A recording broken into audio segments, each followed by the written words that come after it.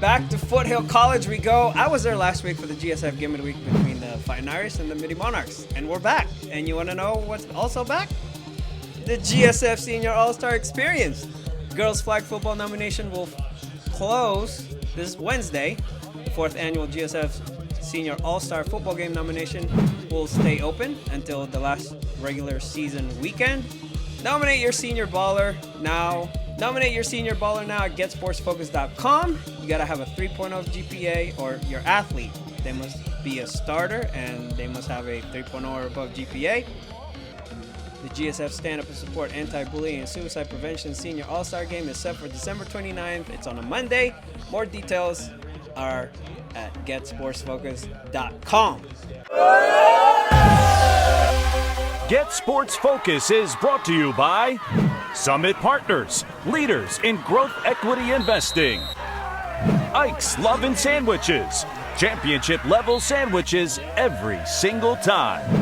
Nachos and tacos your way, the official caterer of GSF special events. Exios, the official training facility of Get Sports Focus.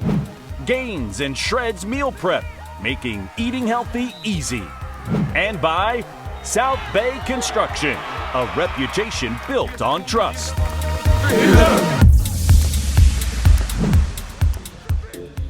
First drive of the game, the Monarchs started from the 20, their own 20, and they ran 12 plays before scoring. GSF Game of the Week MVP from last week, Joseph Engen, to Kai Sniffen. And then it was Lazaro Faraj Washington, last week's GSF playmaker. He got a couple of carries, but it was Engen, the MVP. The MVP who finished it off for the first touchdown of the game. Mitty, they played with a sense of urgency to start the game, took a 7-0 lead.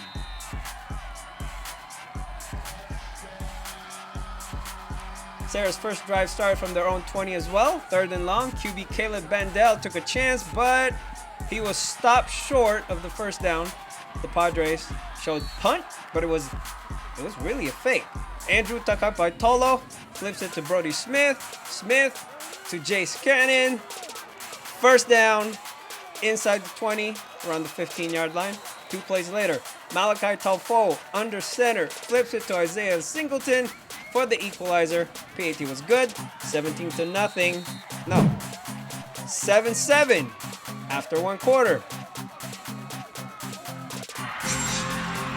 Second quarter, Mitty on the move. Engen to Luka Edwards. This was a 56-yard catch and run for Edwards. Edwards looking like a Danny Scudero type right there. And they scored. Engen to Sniffen. Ooh, tight coverage by Taufo, but Engen managed to get the ball just a few inches ahead of Sniffen to snag that pass. Touchdown, but the PAT was no good.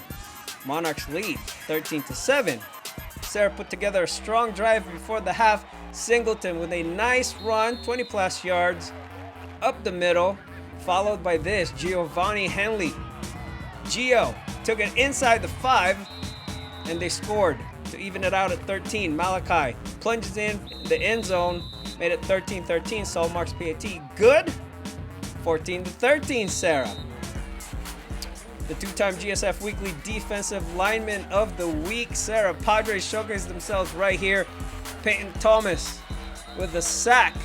Mitty elected to kick a 52-yard field goal with Chase Graff, but it was short, and that ended the first half. 14-13, Serra leading. Third quarter, not much action until late in the third. The only way Mitty would win this game is if they literally take it away from the Padres, and that's exactly what Sniffen did right here. That's a GSF All-Star caliber player right there. Forced fumble, strip, give me that. I want it, he got it. That ended the third. Fourth quarter, Serra's defensive line played tough all night. TFL for the squad, courtesy of freshman Taupaki Latu. Next play, Gio got his payback. Henley with a pick and the 6. 5th pick 6 for the Padres defense, and that was a standing 8. Knockout punch on the Monarchs. Henley with a 16-yard return for the score. PAT good, 21-13. with 11:08 left in the game. Plenty of time still. Not long after that, Padre defense struck again. Interception number 9 for Coach Monsef's defense. That's Cornell James, aka CJ. His 3rd of the season so far. Serra got on the 1-yard line. 4th and 1. Raider. Got it. Touchdown, Padres. 28-13. And that was the final. Kevin Cuenca talked to a couple of Padres after the game. Enjoyed the post-game interviews. We all know Mitty's a great team. We came in here knowing it was going to be a battle. We always talk about winning the third. And, we came out there. Third quarter didn't go as well, but we kept pushing to the end. Fourth quarter. I'm not sure when CJ got the pick, but third or fourth, we got that, set the tone again. We went out there and did our thing, just kept pushing to the end, and then Gio, in that fourth quarter got that interception. It was another. How do I say it? It switched the momentum, and then we just went out there and finished the game. What is big number 72 as a senior? What does he mean to this group, and how does he help you, understand where you go? That's my dog right there, man. It's a blessing, having that dude. It's my brother right there.